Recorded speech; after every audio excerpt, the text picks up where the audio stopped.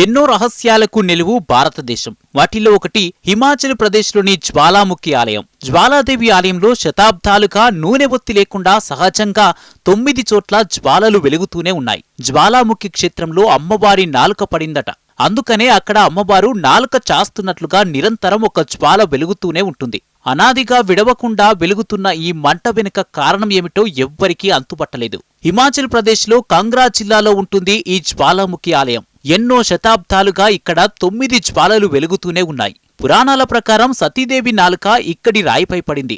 అప్పటి నుంచి ఆ రాయి నుంచి జ్వాలలు వస్తున్నాయి.